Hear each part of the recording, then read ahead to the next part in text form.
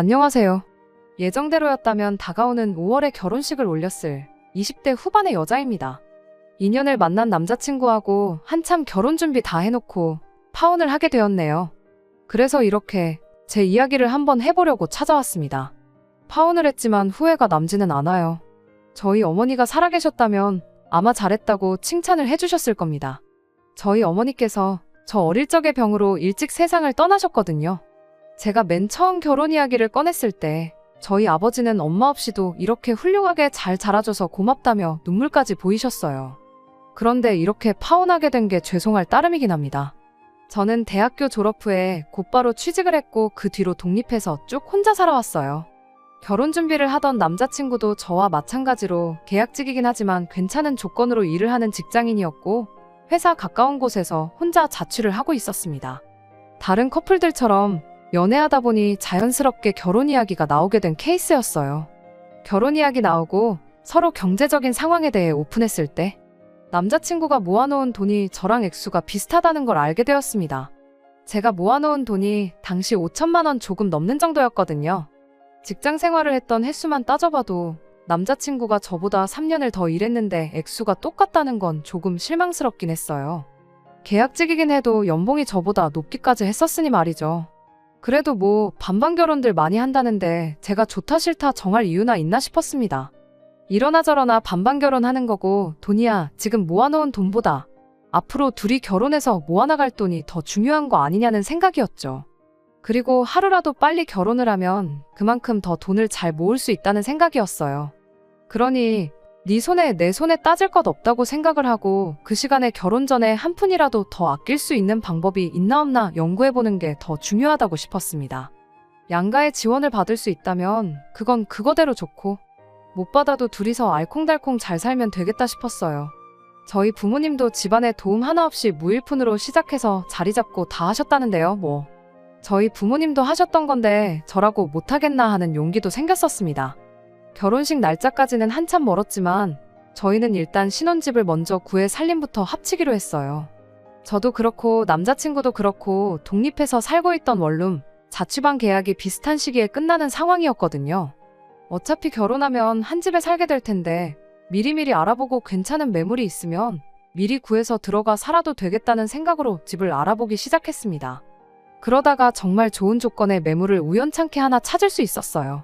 지어진 지 진짜 오래된 엘리베이터도 없는 5층짜리 구축 아파트이긴 했지만 위치적으로나 뭘로 보나 저희 예산으로 이만한 곳이 없었어요.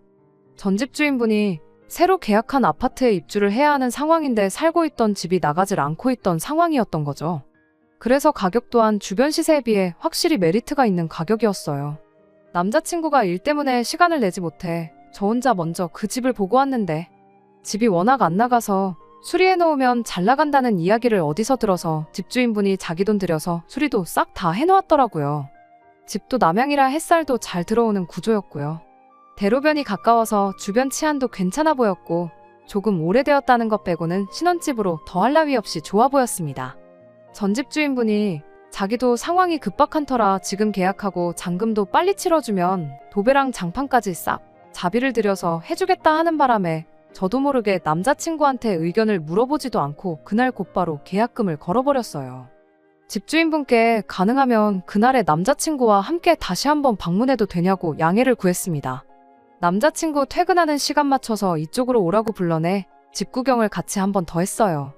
남자친구도 집을 정말 마음에 들어하는 눈치였어요. 저 혼자 결정에 계약금을 걸어버린 걸 가지고 기분 나빠하지 않을까 걱정도 되었는데 남자친구가 오히려 저보다 더 마음에 들어하는 것 같아 참 다행이라고 생각했어요.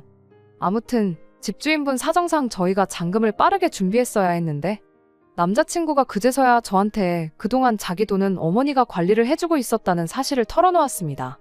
그 나이 먹도록 엄마한테 돈 관리를 맡겨야 하나 싶었지만 자기가 원할 때 돌려받을 수 있는 돈이라고 하니 대수롭지 않게 생각했어요. 그래서 언제까지 잔금을 치르기로 결정을 했고요. 그런데 막상 잔금 치르는 날이 다가오고 있는데 남자친구가 자기 돈은 그냥 두고 대출을 받아서 집을 먼저 구하는 게 어떻겠냐고 물어왔습니다. 돈이 있는데 왜 대출을 받자고 하는 거냐 물었더니 그 돈이 지금 묶여있는 상황이라고 하더라고요. 예비시모가 현재 그 돈을 당신 지인들 몇몇한테 빌려주고 거기서 나오는 이자를 받으면서 용돈벌이를 하고 계신 상황이라며. 그래서 그 돈을 당장 내놓으라기에 조금 그런 게 있다고요. 저는 그게 무슨 소리냐고 잘 이해가 안 간다고 말했었어요. 남자친구는 몇몇 분들이 당장 빌려간 그 돈을 마련할 방법이 없어 보인다고 하면서 그쪽 사람들 상황 이야기를 하더군요. 신용 확실한 사람들이고 못 받을 돈은 아니니 걱정하지 말라고 그러길래 제가 이해력이 딸려서 왜 그러는지 물어봤겠냐고. 어머님이 관리해주고 있어도 엄연히 그건 당신 돈이고 우리가 당장 필요한 돈인데 왜 어머님 지인분들 사정을 따져서 우리가 대출까지 받아서 이자를 감당해야 하느냐 되물었어요. 남자친구는 그래도 어머니가 그걸로 용돈도 벌고 하시는데 한 번에 그 돈을 돌려달라고 하기도 좀 그렇지 않냐며 사정 좀 봐달라는 거예요. 이자도 이자지만 뭐 남자친구 말대로 그 돈을 빠른 시일 내로 돌려받는다고 한들 대출 일찍 갚으면 중도상환 수수료도 내야 하잖아요. 그런 손해를 떠안으면서까지 남의 사정을 봐줄 이유가 전혀 없는 거 아니냐고 다시 물었더니 남자친구는 일이 이렇게 꼬인 건 미안한데 너한테는 아직 우리 엄마가 남이냐고 하면서 그 말이 서운하다고 하더라고요. 그렇다고 계약금까지 걸어놓은 상황에 또 위약금까지 물어내기도 그렇고 정말 그 집이 마음에 드는 데다가 조건도 좋았으니 고민이었어요. 다행히 이 상황을 알게 되신 저희 아버지께서 노후자금을 가지고 잔금을 대신 치러주셨습니다. 그렇게 하면 대출까지 받을 필요는 없었으니까요. 잔금 치르면서 도배 끝나고 나서 저도 딱제 원룸 계약이 끝난 덕분에 곧바로 그 집에 들어가서 먼저 살게 되었어요. 저희 아버지께서 자는 것만큼은 편한 데서 자야 한다고 침대를 하나 사주셨고요. 집 사는데 돈을 전부 다 써버린 관계로 잔금을 먼저 치르면서 남자친구한테는 한 달 내로 어머님한테 말씀드려서 그 돈을 받아오라고 했습니다. 남자친구는 여전히 서운한 듯 보였지만 한 달이면 충분히 정리될 것 같다고 괜히 일만 들어서 미안하다고 저한테 진심으로 사과를 해왔고요. 그런데 또 막상 거기서 한 달 반이 더 지났는데 남자친구는 돈의 디귿자도 꺼내지 않았어요. 먼저 말을 해주겠지 하고 기다렸다간 평생 가도 대답 한번 시원하게 못 들을 것 같아 제가 그냥 단도직입적으로 물어봤습니다. 남자친구는 대충 날씨가 좋다느니 하는 얼토당토하는 화제로 말을 돌리려고 했고요. 딱 봐도 어머님한테 말도 못 꺼냈구나 싶어서 이대로는 안 되겠다고 내가 어머님하고 직접 단판을 지어야겠다고 했어요. 그랬더니 그제서야 자기가 다시 한번 이야기해보겠다고 하는데 이젠 저도 봐줄 만큼 봐줬다 싶었고 그러면 당장 어머님한테 전화드려서 물어보라고 했죠. 그렇게까지 해야 하냐며 주저하던 남자친구는 제 고집을 이기지 못하고 결국 제 앞에서 예비 시어머니한테 전화를 드렸습니다. 예비 시어머니의 답변은 참으로도 어이가 없었고요. 저도 통화 내용을 들을 수 있게 스피커폰으로 전화를 하고 있었거든요. 당연히 예비 시어머니는 그 사실을 몰랐고요. 돈은 언제쯤 준비되냐는 남자친구의 물음에 예비 시모는 다짜고짜 화부터 내기 시작했어요. 잔금도 다 치렀다면서 대체 그 돈이 급하게 필요한 이유가 뭐냐면서 말이죠. 남자친구가 제가 옆에서 다 듣고 있다는 사실을 말해주고 싶어하는 표정이긴 했지만 제 눈치를 보느냐고 말해주지는 못하고 그래도 주기로 한 돈인데 빚지고 있는 기분이라 빨리 주고 싶다는 식으로 말을 이어갔어요. 예비 시어머니는 그 말에도 그쪽 집 노후자금으로 내줬다고 하지 않았냐, 그 또한 당장 필요한 돈도 아니지 않느냐면서 아버지라는 사람이 설마 그 딸한테 이자라도 받겠냐 하면서 최대한 그 돈을 당신이 가지고 있겠다고 나오더라고요. 막말에 가까운 예비시모 발언이 썩 유쾌하게 들리지는 않았습니다. 하마터면 제가 말 다 했냐고 따져 물을 뻔했으니까요. 예비 시어머니 말 맞다나 저희 아버지께서 자식인 저한테 이자를 받기로 하고 그 돈을 해주신 건 아니에요. 아직 아버지께서 일도 하고 계셔서 당장 급한 돈도 아니었고요. 하지만 반대로 생각하면 예비 시모도 자식 돈을 가지고 용돈벌이를 하고 있는 상황이잖아요. 자식이 자기 돈이 필요하다는데 당신이 얼마 돈 좀 벌겠다고 그 돈을 쥐고 놓지 않으려고 하는 모습이 참 뻔뻔하다고 느껴졌어요. 그리고 곧 결혼을 앞두고 있는데 언제까지 그 돈을 가지고 계시겠다는 건지 그냥 하루라도 빨리 돈을 돌려주시는 게 앞만 봐도 제일 좋은 방법이라는 생각밖에 들지 않았거든요. 예비 시어머니는 당신 할 말 다 하고 그냥 전화를 끊어버렸고 남자친구는 저한테 미안해 죽으려는 표정이었죠. 안 되겠다고 제가 직접 어머님하고 통화를 해보겠다고 했는데 남자친구가 제발 그것만은 참아달라고 저를 말렸습니다.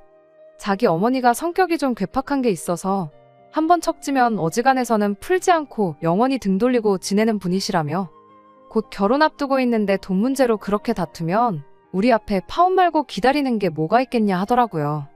급한 대로 남자친구가 자취방 계약이 끝나면서 돌려받은 보증금으로 아버지한테 돈을 일부 갚았고 그 돈은 꼭 저희 결혼식 올리기 전까지 해서 갚아주겠다고 또 약속을 했습니다. 남자친구도 자취방 계약이 끝나면서 그 집에 들어와 살기 시작했어요.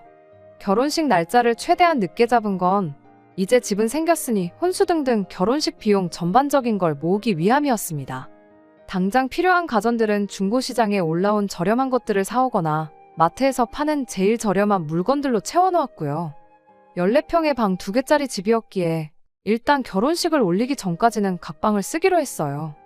혼전동거에 대해서 주변에서 말이 많긴 했지만 예비 시어머니도 저희 아버지도 그 부분에 대해서는 크게 신경을 쓰지 않으셨어요. 오히려 먼저 같이 살아보는 게 좋다고 하셨고 이렇게 된 지금 아무리 생각해봐도 같이 한 집에 잠깐 살았던 게 정말 잘 내린 결정이라고 생각합니다. 살림을 합치고부터 예비 시어머니는 당연한 듯 저희 집에 찾아오기 시작했어요. 몇 번 다녀간 뒤부터는 아예 집 비밀번호를 알려달라고 대놓고 물어오더군요. 말로는 제가 어머니가 없으니까 당신이 제 어머니 같은 사람이 되어주고 싶어서 그런다고 하더군요. 이따금씩 아들 집에 들러서 저녁 식사도 같이 하고 그러면 얼마나 좋냐고요. 일하느라 바쁜 저희들 대신에 회사에 있을 시간에 들러서 우렁각시 마냥 집안일도 해주고 그러고 싶으시다는 거예요. 솔직히 그런 말들이 하나도 감동적이지 않았고 와닿는 것도 없었어요. 만약 저희 어머니가 살아계셨다고 해도 저렇게 말도 없이 불쑥 집에 찾아오면 정말 싫었을 거예요. 비밀번호도 아예 궁금해하지도조차 않으셨을 테고요. 만에 하나 비밀번호를 알려달라고 하셨다 할지라도 저는 알려드리지 않았을 겁니다. 애초에 돌아가신 저희 어머니를 대신해서라는 말부터가 믿을 수가 없었지요. 잔금 치를 때만 해도 네 돈 내 돈 하셨던 분이고 굳이 저한테 있어서 어머니 같은 사람이 돼주고 싶다는 분이 100% 제 돈과 저희 아버지 돈으로 산 집을 아들 집이라고 콕 집어서 말하는 것만 봐도 뻔하잖아요. 그래서 이 집 비밀번호는 저희 아버지도 모르시고 앞으로 알려드릴 생각 없다고 단호하게 거절했어요. 아예 집이 정확히 어디 있는지 주소조차 모르신다고요. 제 대답에 예비 시어머니는 대수롭지 않게 그러냐 알겠다고 대답했지만 정작 그렇게 포기한 척하고 돌아가서는 누가 이기나 보자는 식으로 나왔습니다. 밤낮을 가리지 않고 저희 집을 찾아와 초인종을 눌러대기 시작했으니까요. 어쩔 때는 밤 11시가 넘어서 찾아온 적도 있었고요. 그런 식으로 계속해서 괴롭히기 시작하니 정말 문 앞에서 인기척만 느껴져도 온몸의 신경이 곤두설 정도로 예민해지더라고요. 그렇게 몇 날 며칠을 시달리다 결국 제가 항복을 했어요. 내 집에서 잠도 편하게 못 자겠고 스트레스 받는 걸 견딜 수가 없었거든요. 남자친구도 계속 이만하면 그냥 알려드리고 말자며 저를 설득하던 걸 보니 제가 아니었어도 아마 언젠가 남자친구가 알려드렸을 것 같네요. 아무튼 비밀번호를 알게 된 예비 시어머니가 했던 말 중에 저희 일하고 있는 사이에 집에 들러서 밥도 해놓고 집 정리도 해주고 그러겠다던 그 말이 지켜진 적은 단 한 번도 없었습니다. 하루는 퇴근하고 집에 오니 벌써 예비 시어머니가 집에 와 계신 적이 있었어요. 편하게 들어누워서 TV를 보고 계시더군요. TV 보면서 드신 건지 거실 바닥에는 온갖 과자 봉지며 부스러기가 널브러져 있었고요. 무슨 일로 오셨냐니까 예비 시어머니는 내 아들 집에 네 허락까지 받고 와야 되냐는 대답을 하더군요. 우리 집 TV가 당신 집에 있는 것보다 화질도 선명하고 화면도 커서 TV 보는 맛이 나니까 온 거라고 하대요? 앞으로 TV 보고 싶을 땐 여기 와서 보겠다고 대놓고 통보까지 하면서요. 원래는 저희들 퇴근하기 전에 가려고 했는데 시간이 벌써 이렇게 됐다며 이참에 저녁도 먹고 가야겠다고 저보고 아들 퇴근 시간 맞춰서 밥도 준비하라고 하더라고요. 이미 예상은 했지만 저한테 했던 말들이 비밀번호 하나 받아내겠다고 꺼낸 개수작에 불과했던 거였어요. 고작 이딴 이유로 돌아가신 저희 어머니까지 걸고 넘어지면서 비밀번호를 물어봤다는 게 가증스럽기 짝이 없었습니다. 방에 들어가서 옷을 갈아입고 있었는데 몇 번을 생각해봐도 화가 가라앉지 않더라고요. 한마디 해야 하나 말아야 하나 고민하던 찰나에 타이밍 좋게 남자친구가 퇴근해서 집에 돌아왔어요. 방문 너머로 남자친구가 여긴 어쩐 일로 오셨냐고 묻는 소리가 들려왔는데 예비 시모는 저한테 했던 대답 그대로 TV가 화면이 크고 보기 편해서 왔다고 대답을 해왔습니다. 남자친구 입에서 그런 이유로 오실 거면 오지 마시라는 대답을 기대한 제가 바보였어요. 남자친구는 그렇냐고 하면서 아직 소파를 안 샀는데 소파부터 하나 사야겠다며 자기 어머니 편하게 TV 볼 환경을 만들어줄 생각밖에 없어 보였거든요. 식사는 배달 음식 시켜서 대충 먹었어요. 주중에는 일 때문에 저나 남자친구나 지쳐있던 상황이다 보니 식사는 되도록 간편하게 때웠거든요. 밥을 어떻게 차려주길래 먹을 게 없어서 배달을 시키냐는 예비시모 잔소리가 있었지만 한 귀로 흘리고 한 귀로 넘겼어요. 식사 준비 똑바로 안 한 네 잘못이라며 저보고 시키라고 했지만 남자친구가 분위기가 험악해지는 걸 감지하고는 자기가 쏘겠다며 상황을 정리했고요. 밥 먹는 내내도 분위기는 안 좋았고 예비 시어머니도 TV도 볼 만큼 보고 밥도 먹어서 배도 불렀는지 이만 가보겠다며 그제서야 집에 돌아갔고요. 평소보다 심하긴 했지만 그날따라 이 상황들이 너무 지치더라고요. 결혼 전에도 이 정도면 결혼 후에는 어떻게 되겠나 싶고 머릿속에 많은 고민이 오고 가기 시작했어요. 괜히 남자친구랑 있어봐야 싸움만 하겠다 싶어서 먼저 쉬겠다고 방으로 들어갔는데 남자친구가 방으로 따라 들어오더라고요. 그때까지만 해도 남자친구가 제 고충을 이해하고 사과를 하러 왔구나 생각했어요. 그래도 미안하다는 말 한마디 들으면 그날 예비시모랑 있던 일은 있고 남자친구와 허심탄회하게 앞으로에 대해서 상의를 해볼까 하는 생각이었습니다. 하지만 남자친구는 그런 제 기대를 다 무시하고 대뜸 우리 집 TV를 떼서 엄마 집에 설치해주면 어떻겠냐고 하더라고요. 어차피 우리가 TV를 잘 보는 사람들도 아니고 보고 싶은 거 있으면 핸드폰으로 보면 되는 거 아니냐고요. 막말로 우리 집 TV가 몇백만 원 하는 대기업 TV도 아니고 그냥 마트에서 파는 제일 싸구려 TV 아니겠냐고. 이참에 싸구려 TV 하나 포기하고 생색 좀 내면서 엄마한테 점수 좀 따면 되는 거 아니냐대요. 어머니 와 계시는 거 별로 탐탁치 않아 하는 거 오늘 제 반응만 봐도 잘 알겠다며. 그러면 우리 집 TV를 가져다가 엄마 집에 설치해주면 어머니도 이렇게 TV 보러 빈집에 들락거릴 일도 없을 테고 그러면 너는 엄마가 안 와서 좋고 어머니도 좋은 TV 하나 생기는 거니까 좋은 거 아니냐고. 둘이 서로 윈윈하는 거라며 말도 안 되는 궤변을 늘어놓기 시작했습니다. 그 말을 들으니 그날 하루는 물론이고 이전부터 참아왔던 것들이 한 번에 다 터져버리더라고요. 좋게 풀고 넘어갈 생각은 이미 진작에 사라지고 없었고요. 그게 당신 어머니만 좋은 거지 어딜 봐서 서로 좋은 거냐고요. 그리고 자꾸 우리 집 TV, 우리 집 하지 말라고 했어요. 막말로 이 집에 네 돈 들어간 게 뭐가 있다고. 내 집을 두고 왜 자꾸 우리 집 거리느냐고요.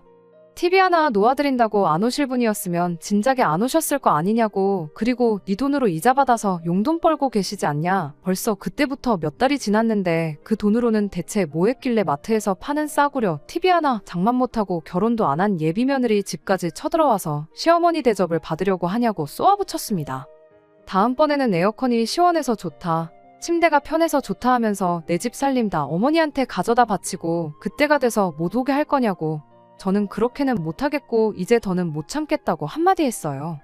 살림살이 가져다 바칠 생각하기 전에 그냥 깔끔하게 전화 한 통 드려서 그만 좀 오시라고. 이대로 가다간 결혼하기 전에 파혼당할 판이다 한마디 해주는 게 뭐 그렇게 어려운 일이냐 따졌네요.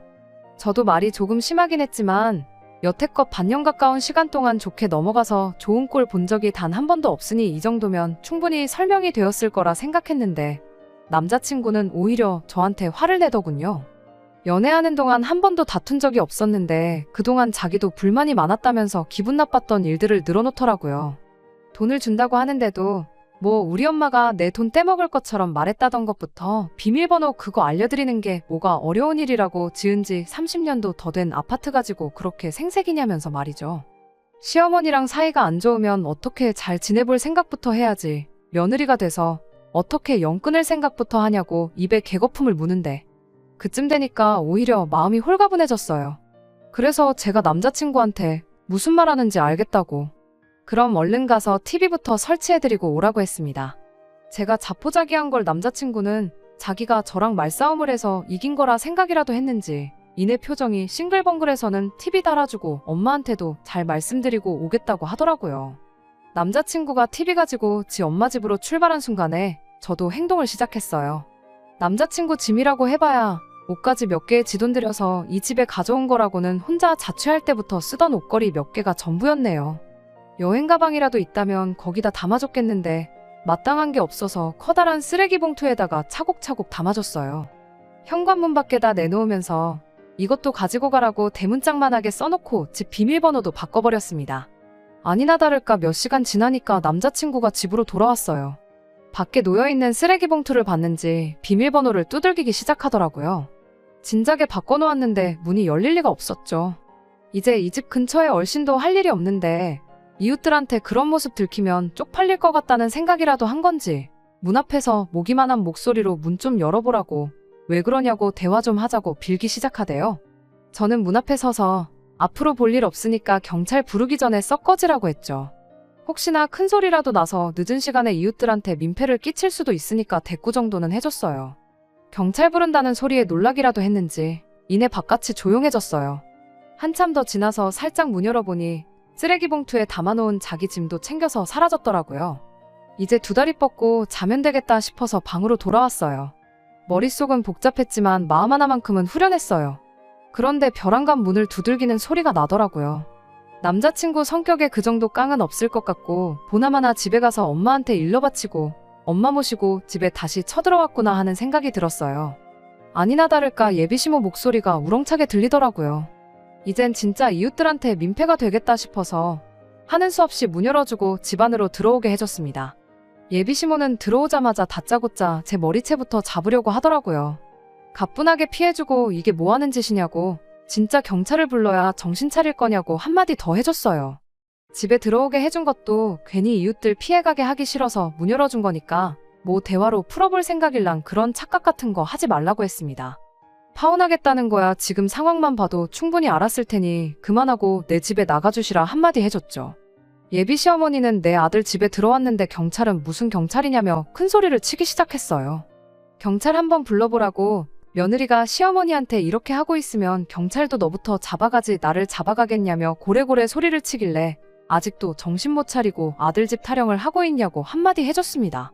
이 집에 당신 아들 돈 들어간 게 뭐가 있다고 내 집을 자꾸 아들 집이라고 하느냐고 아주 엄마랑 아들이랑 똑같다고 힘껏 비웃어주니 예비시모가 부들거리면서 다시 제 머리채를 잡으려고 달려들더라고요. 옆으로 살짝 피했더니 자기 힘을 못 이겨서 그대로 바닥에 고꾸라지는데 그제서야 남자친구도 저보고 이게 뭐하는 짓이냐며 소리를 치대요? 뭐하는 짓이긴 뭐하는 짓이겠냐고 당장 니네 엄마 데리고 내 집에서 나가라고 소리쳤어요. TV 가져간 건 네 잘난 자취방 빼서 가져온 보증금에 몇 달 이 집에서 살았던 거 월세 낸 거라고 생각하고 그만 꺼지라고 남자친구에게도 한마디 해줬어요.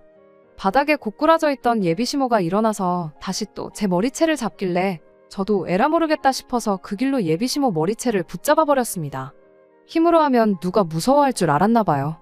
남자친구가 아연실색해서는 자기 엄마 뜯어말리고 이대로 있다가는 더 험한 꼴 당하겠다 싶었는지 나중에 다시 이야기하자고 하고는 그제서야 내 집에서 나갔어요.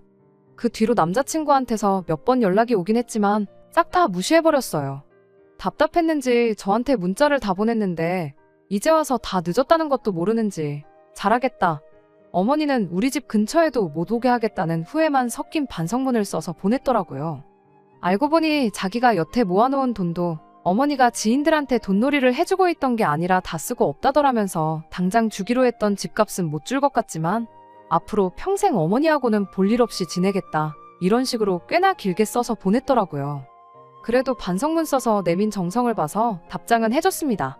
내 마음 돌릴 생각은 추호도 없으니 다시 잘해볼 생각이라면 꿈 깨라고요. 그렇게 몇 번 강하게 나갔더니 얼마 전부터는 더 이상 연락도 오질 않네요. 그나마 덕분에 내 집 마련한 걸 위안 삼으려고 합니다. 아직 아버지한테 빌린 돈은 앞으로 제가 갚아야 할 돈이긴 하지만 요새 힘든 부동산 상황 속에서도 재개발 소식에 집값이라고 조금 오른 상황이라서 갚을 돈만큼은 아니지만 투자라고 생각하면 조금 이득을 봤으니까요. 돈이 다가 아니지만 그나마 이 집이 마음의 위로라도 되는 것 같아요. 결혼하기 전에 같이 살아보는 거 나쁘지 않은 선택이었다고 생각해요. 이혼한 게 흠도 아니라는데 그깟 몇 달 한 집에서 같이 지낸 게 앞으로 제 인생에 무슨 흠이나 되겠나 싶거든요. 이걸 저희 일부라고 받아들이고 진짜로 저를 위해주고 아껴주는 사람을 만나면 되는 일 아니겠어요? 결혼 전에 동거했다는 눈치가 무서워서 그냥 결혼을 해버렸다면 아마 100% 이혼했을 거고 그걸로 더 눈치 보고 살았을 거예요.